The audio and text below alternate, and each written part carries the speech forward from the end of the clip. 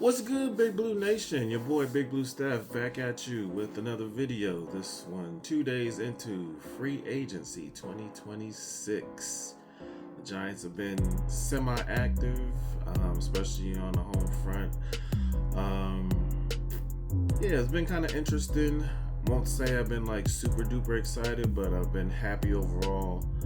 I guess the biggest like surprise was last night, late, and it's crazy. All of a sudden, one of my coworkers like, "Hey, you seen this?" Like, what you talking about? And I thought it was from like some fake Wesley Steinberg account or something. Evan Neal coming back to the Giants on a 1-year deal or whatever it was. I couldn't believe it for like the first hour. I was like, "Nah, this ain't true. This ain't true. This ain't true." Apparently it is. Evan Neal coming back. The only way I see this makes sense is, again, Harbaugh being a run-first type of coach. Greg Roman's here. I guess some of these coaches, a lot of these coaches are like, "Yo, just give me some time. I could probably fix somebody, coach him up, this and that." And if Evan Neal does have a strength in his game, it's, I guess, the running game, run blocking. He's big, massive. He can move folks off the line, and we have seen that. But what do you do when it's time for pass protection? So, with that being said, it's kind of weird to me that he, at this point in free agency, in the offseason, that you would bring him back.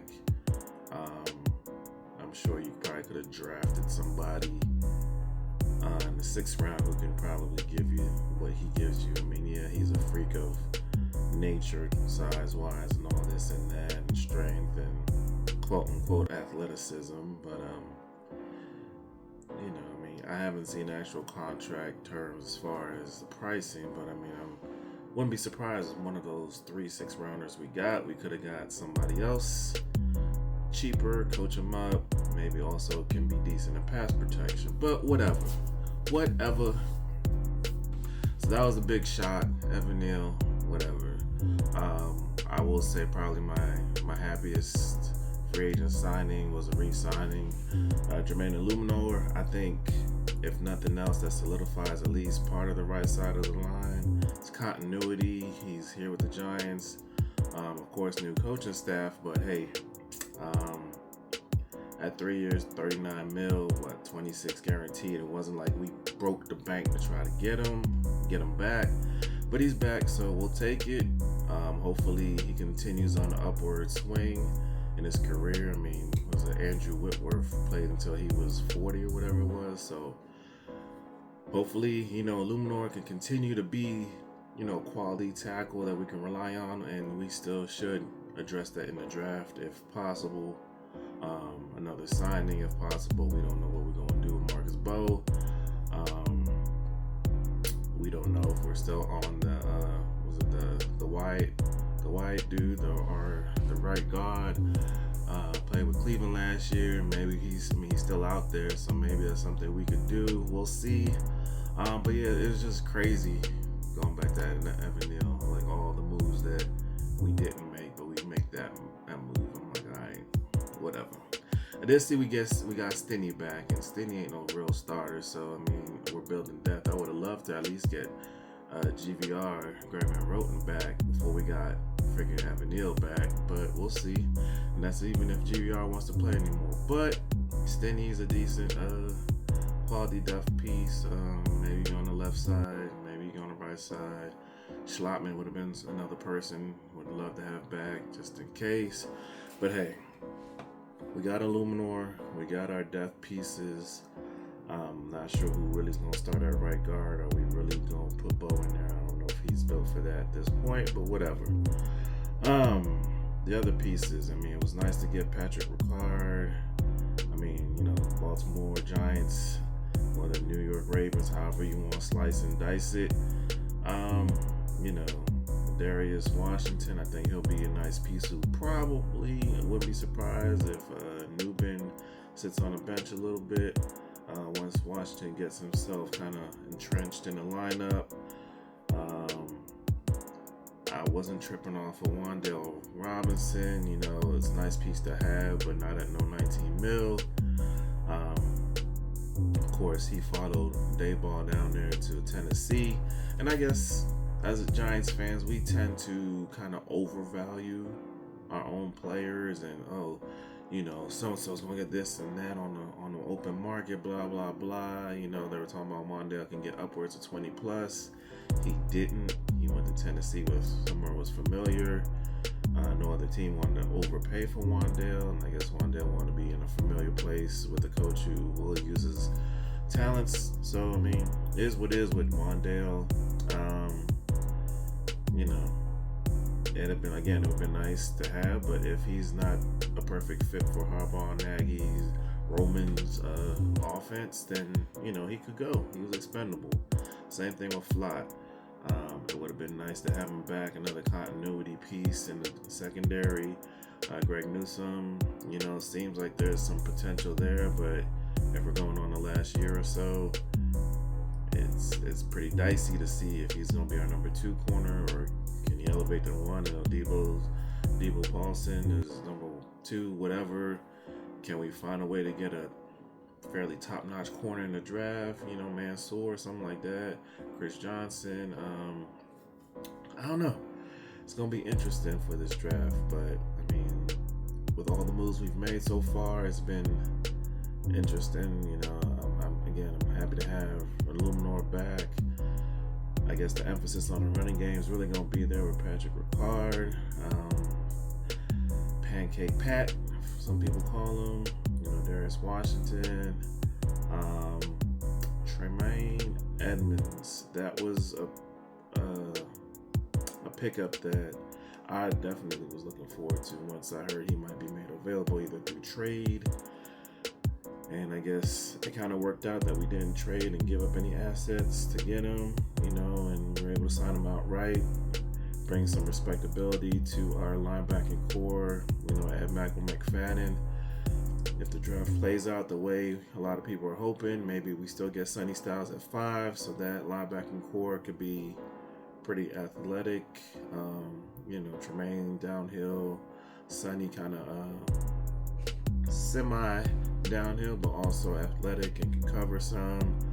Use him. I mean, he's a huge dude, like 6'5". I think they're both like 6'4", 6'5". So I mean, that would be a perfect way to learn from a Tremaine Edmonds. Micah is a great depth piece at that point, so that kind of helped things out. Wide receiver wise, I'm not sure what we're doing.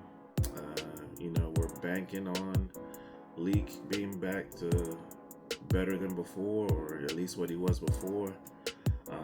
Until we see it, we can't bank on that. Slayton, at 29 years old or whatever he is, are you expecting that much more? I mean, he's been on a downhill slant in his career for the last couple of years and still got his 3-year contract last year. Thank you, Joe Shane. I don't know. Second round, I mean, I wouldn't mind the Germaine Bernard kid or Boston kid from Washington. That'd be a nice little addition second round if that could somehow play out, if they're even available that late in the draft, quote unquote late.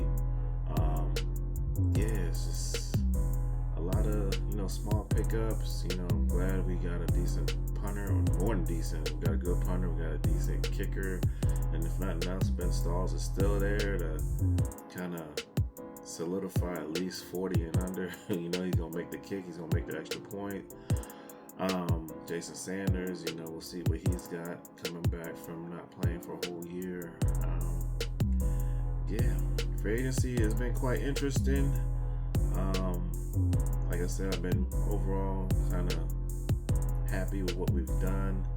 I know we can't fix everything or address everything all in one or 2 days, or the draft, you know, it may bleed into next season as well. But if this helps bring stability back to this franchise, even if we're playing at least 500 ball, but at least we're competitive past Halloween, that's a win for me. Playoffs is definitely what I'd love to see. Yeah. I mean, at this point, Giants, you know, just gotta trust the process and hope that we're on the right path. You know, we've made some nice signings. We let go of some guys. Oh yeah, Kayvon Thibodeau. That's another person who I think we're overvaluing him. You know, like, hey, we could trade Kayvon player for player. You know, you keep hearing these. It was Kayvon for Tremaine Edmonds and Kayvon for BJT. You know, Brian Thomas down in Jacksonville, receiver. Who's to say anyone really wants Kayvon? I mean, outside of one wink year, you know, he's been a decent player. But remember, he was drafted 5th overall. You know, and how many years has he been injured or have a chunk of the season where he didn't play because he was injured?